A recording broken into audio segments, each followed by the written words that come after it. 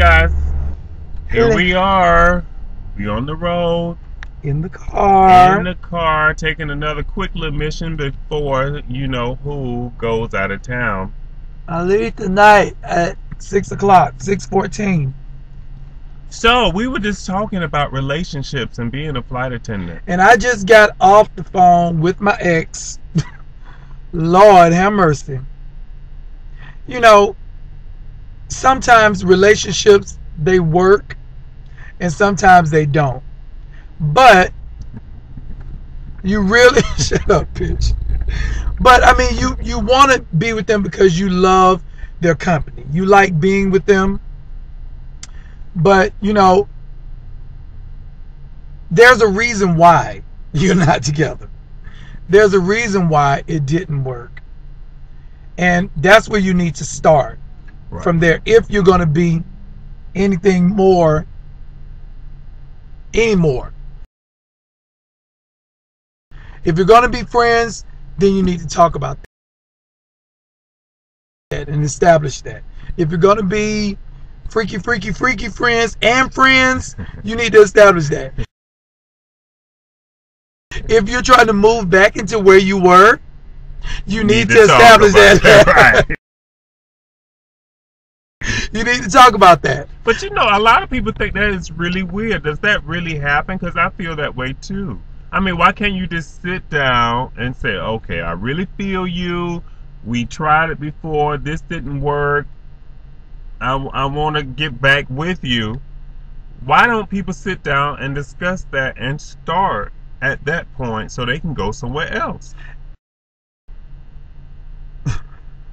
Right. And I think that counseling is very productive. You bounce something off, like we're thinking about, I see the green light, honey. Okay, if you're gonna, I think that counseling is very healthy. Like, we're gonna go talk to someone for counseling, right? Are you serious? You didn't tell me that. I did tell you that. I mean, just as friends, I think if, say for instance, if you and I had something going on, like if we, like the friendship that we have, right, and something happened, right, I think that we need a neutral party to diffuse all the other bullshit, yeah, to get to the deep core of what the actual situation is. Honey, you messing up the camera because I want us to be seen. Keep it balanced. Well, you are driving. Honey, we're on the expressway on 75 North, going downtown. Hello? Living on the edge. Right, get this big ass truck is coming out the side. Trucks are all around us. Okay, so to seek counseling and to bounce something off a third party or a neutral party, that's a good idea, is always good before you say hack or cut your ass off. It's done. But you have to be really honest in those sessions, though, right, so you can get to the root of what's really going on. Right, and no relationship is ever 50-50. It's always the 40-60, the 20-80, the 10-90, the 80-30. The 80-30. Girl. But I mean, seriously, being a flight attendant and on the road, you have to be with the right type of person, because two things happen.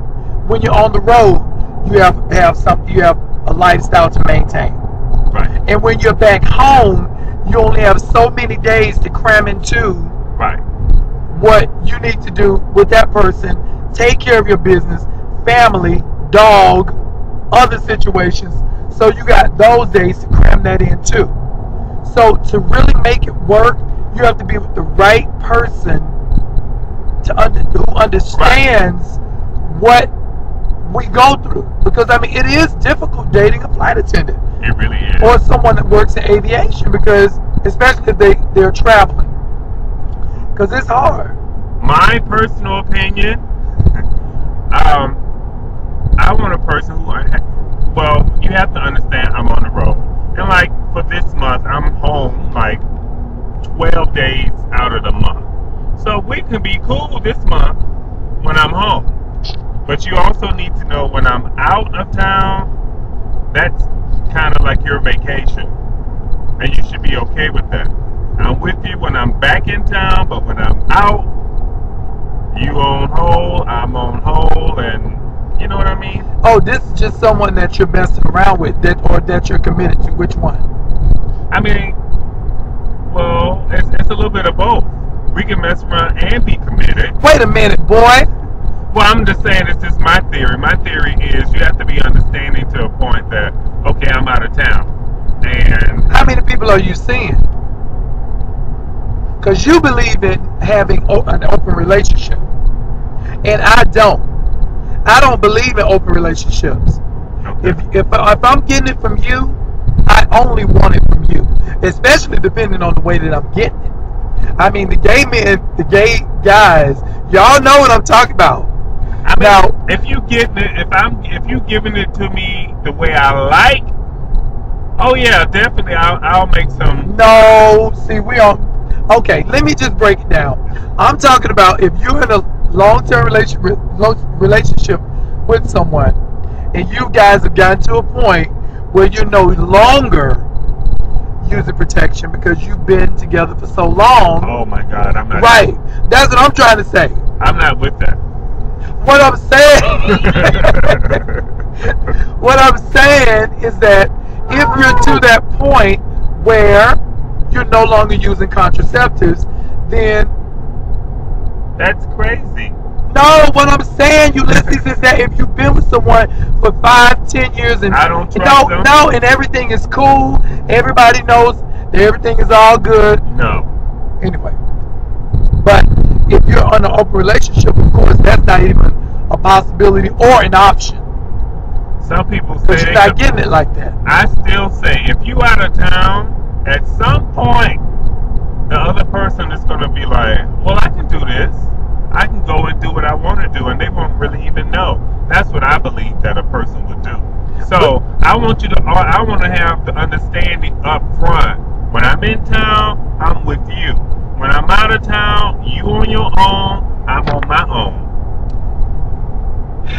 That's the kind of relationship I'm talking about. That's the type of relationship that you want to be in. I'm not going to do that.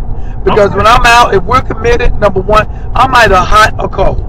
Either we in this relationship to make it work and to learn from each other, or we're not. Either we're not in a relationship. Now, we can mess around and screw, but don't think that there's a commitment there. Now, that thing as far as when you're out, then that's a non-committed relationship. You don't have commitment with me, from my standpoint. Okay. But anyway, and then you want to get mad. And then at church, I went to Vision Church. If you do live in Atlanta, guys and gals, and I was skeptical on trying out a gay church because I grew up in very strong church. My phone is ringing. I grew up in strong church. The bishop, his name is O.C. Allen II. O.C. Allen II, or the third. I think it's the third. Whatever, junior, whatever. But it's O.C. Allen of Vision Church, which is in Little 5 Point. His statement that he made that really, really stuck with me was when someone is mad with you or exes or anything like that, and that you know or feel that you helped them and brought them along a lot. He said, and it instantly made me think, he said, you may cut my branches now, but in the future you may need to stand in my shade. Baby, that was the food for thought. But anyway, that's enough on relationships.